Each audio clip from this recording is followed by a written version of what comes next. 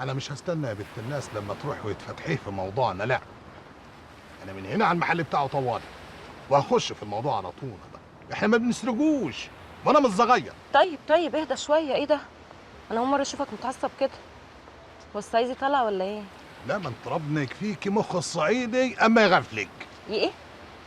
غفله؟ ايوه غفلك.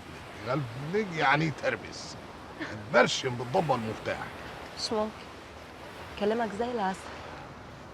بص يا بنت الناس، انا مش هسمح باللي حصل ده يتكرر تاني. كل الخلق لازم تفهم انك تخصيني. يا ريت. خرب بيتك يا طلع، ما بلاش يا بنت البصه دي، انا مش حملها. مش هبصلك، هبص للبحر.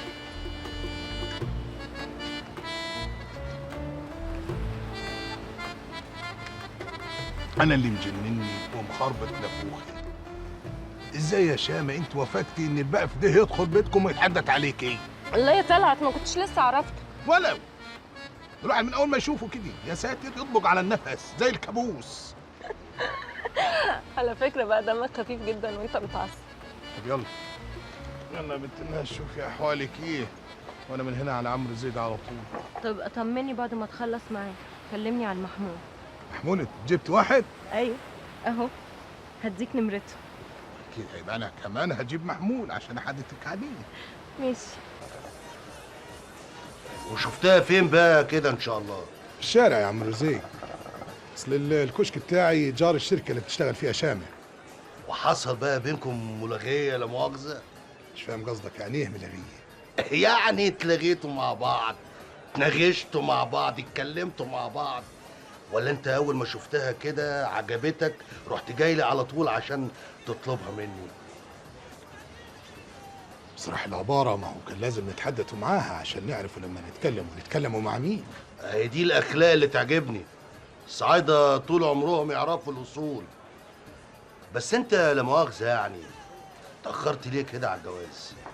والله ظروف كتير يا عمرو زيد، الحمد لله رب العالمين. يعني مش عايزين نخوض فيها، والكشك والبضاعة الكشك يعني الحمد لله. بس طمن، لسه ما فاتنيش القطر، هنشعبطوا فيه.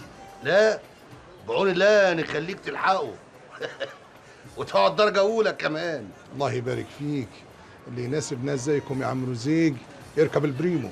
ربنا يخليك. انا معايا دبلوم تجاره وكفيت تعليم على كده. لا برافو عليك، ده انت كامل من مجاميعه. طيب بنقول يعني ميت ان شاء الله نجيبوا الست مادة عشان نقروا الفاتحه. لا استنى شويه بس قبل ما نساله عليك. ماله يسأل كيف ما يلد عليك، انا تحت امرك.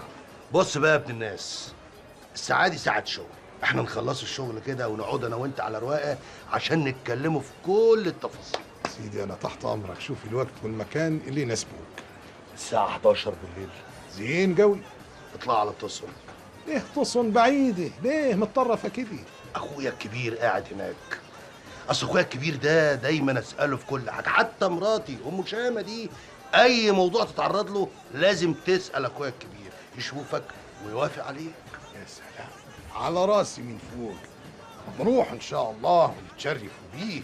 الله، رايح فين؟ مش تستنى اوصف لك العنوان بتاع توسن عشان ما تتوهش؟